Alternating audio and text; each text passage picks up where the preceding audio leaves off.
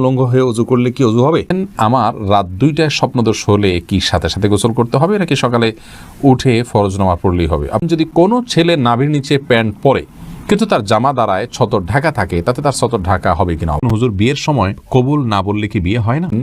আমার এক আত্মীয় বললেন দাঁড়িয়ে গোসল করা যায় না, এটা কতটুকু শরিয়া সম্মত? কিছু লোক স্বর্ণ এবং রূপা পানিতে ভিজিয়ে বাসায় ছিটায় এ উদ্দেশ্যে যেন তাদের ঘর পবিত্র থাকে, এই আকীদাটা কি সঠিক?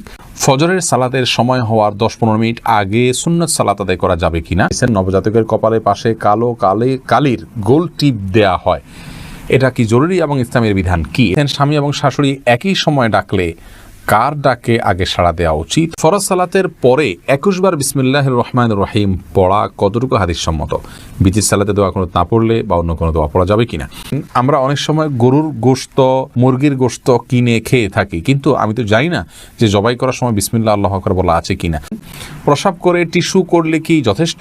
ছেলেদের হাঁটুর উপর প্যান্ট বা লুঙ্গি উঠে গেলে কি ওযু ভঙ্গ হবে?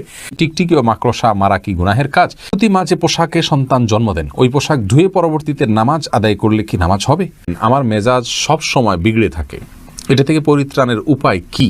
নামাজের সময় কোন মহিলার হিজাব পরিহিতা অবস্থায় রুকু বা সিজদার সময় হাতের কাপড় সরে যায়, মাথার কাপড় দিক থেকে চুল বের হয়ে যায়, তাহলে নামাজ হবে কিনা? ইমরান এলাইস আপনি আইডি থেকে জানতে চেয়েছেন, আমার রাত 2টায় স্বপ্নদোষ হলে কি সাথে সাথে গোসল করতে হবে নাকি সকালে উঠে ফরজ নামাজ পড়লেই হবে? আপনি ফজরের আগে গোসল করলেই চলবে, সাথে সাথে উঠে করতে হবে এমন কোনো বাধ্যবাধকতা নেই, তবে সম্ভব হলে সাথে সাথে করে ফেলতে পারলে ভালো, কারণ অপবিত্র অবস্থায় বেশি সময় থাকা ভালো নয়।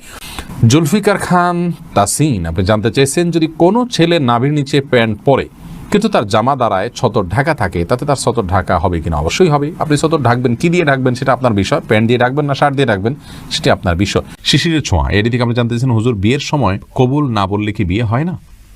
কবুল না বললে যে কোনো ভাষায় আপনি প্রস্তাবটা যে গ্রহণ করেছেন এ কথা আপনি জানিয়ে দিলেই চলবে। আমি গ্রহণ করলাম, আমি মেনে নিলাম, আলহামদুলিল্লাহ, অথবা অন্য কোনো ভাষায় বললেন তাহলে হয়ে যাবে। কিন্তু প্রস্তাব দেওয়ার পর যাকে প্রস্তাব দেওয়া হলো, কথার কথা মেয়ে পক্ষ ছেলে পক্ষকে প্রস্তাব দিল, তাহলে ছেলে যদি কবুল না বলে অথবা কবুল বোঝা যায় এরকম কোনো কিছু না বলেন, সাক্ষীরা শুনতে না পান, তাহলে সেক্ষেত্রে বিয়ে হবে না।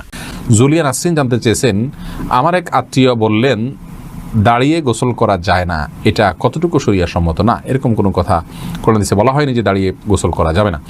এমনি ইয়াসিন হাবিব জানতে চেয়েছেন, কিছু লোক স্বর্ণ এবং রূপা পানিতে ভিজিয়ে বাসায় ছিটায় এ উদ্দেশ্যে যেন তাদের ঘর পবিত্র থাকে, এই আকীদাটা কি সঠিক?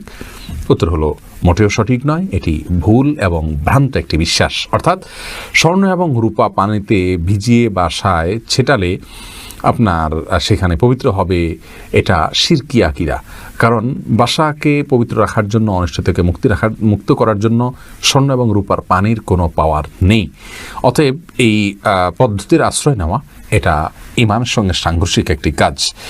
হুমায়রা জাহান জানতে চেয়েছেন, ফজরের সালাতের সময় হওয়ার 10-15 মিনিট আগে সুন্নত সালাত আদায় করা যাবে কিনা?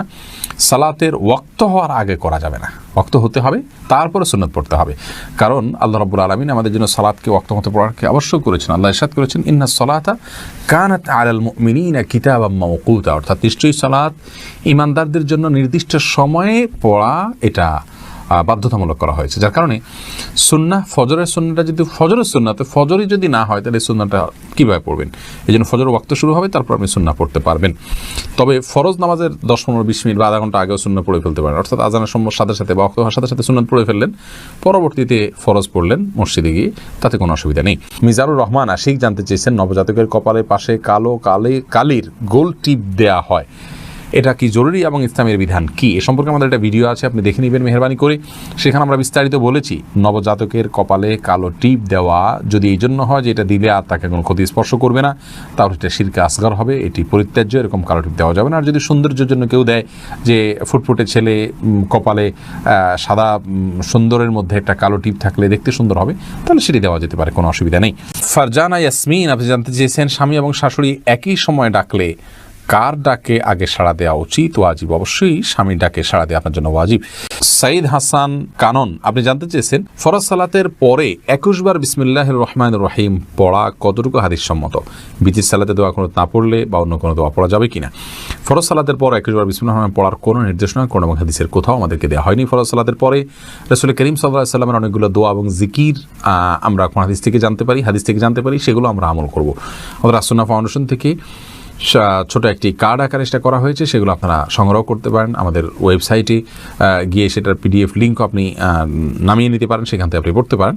তবে আউযুবিল্লাহ বিসমিল্লাহির রহমানির রহিম 21 বার পড়ার কথা হাদিসের কোথাও নির্দেশ দেওয়া হয়নি। আর রাসূল করিম সাল্লাল্লাহু আলাইহি ওয়াসাল্লাম বলেছেন, মান আহদাসা ফি আমরিনা হাযা মা লাইসা মিনহু ফাহুয়া রাদ। যে ব্যক্তি আমাদের দ্বীনের ভিতরে দ্বীনি কাজের মধ্যে যে ব্যক্তি নতুন কিছু করবে সেটা প্রত্যাখ্যানযোগ্য। যেহেতু এটি কোনো নির্দেশ নয়, হাদিসের কোনো নির্দেশ নয়, বিধায় এটিকে আমল হিসাবে নির্ধারণ করে নেওয়া এটা প্রত্যাখ্যানযোগ্য বিষয়। আর বিতির সালাতে দোয়া কুনুত না পড়লে অন্য কোনো দোয়া পড়া যাবে কিনা? দোয়া কুনুত বলতে নির্দিষ্ট দোয়া না পড়লে অন্য কোনো দোয়া পড়লেও চলবে, কিন্তু হাদিস বর্ণিত দোয়া কুনুতগুলোই আমাদের পড়া উচিত এবং প্রয়োজনে মুখস্থ হওয়া পর্যন্ত নোটা করতে পারবেন।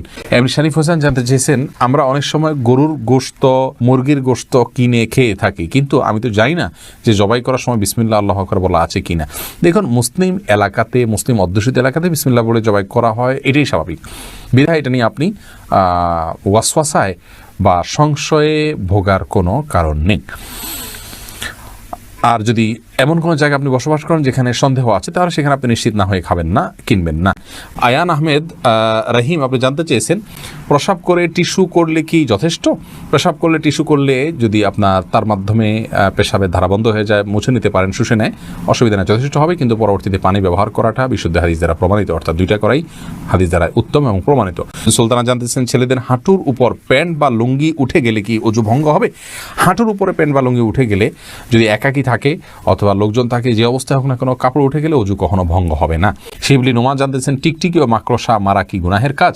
টিকটিকি এইটা মারা সওয়াবের কাজ বলে বিভিন্ন হাদিস থেকে জানা যায়। সেটাকে আসলে আমাদের দেশে যে টিকটিকি রয়েছে এটা, না ভিন্ন কোনো টিকটিকির কাছাকাছি প্রজাতির অন্য কোনো আপনার বিষয় বস্তু, সেটা নিয়ে মতপার্থক্য আছে স্কলারদের মধ্যে। বিশুদ্ধ মত অনুযায়ী আমাদের দেশের প্রচলিত যে টিকটিকি আমরা দেখতে পাচ্ছি, এটি সেটি নয়, কিন্তু এই টিকটিকের মতোই এটাকে হত্যা করার নির্দেশ ইসলামে রয়েছে এবং এর বিশেষ কিছু কারণ রয়েছে। এবং এটি আমাদের বাসা বাড়িতে বিশেষ করে বিচরণ করলে সেটি আমাদের জন্য ক্ষতিকর হয়। টিকটিকির কথা আমি বলছি বিশেষ করে, এটি কোনো খাবার ইত্যাদিতে মুখ দিলে সেটি আমাদের ক্ষতির কারণ হতে পারে।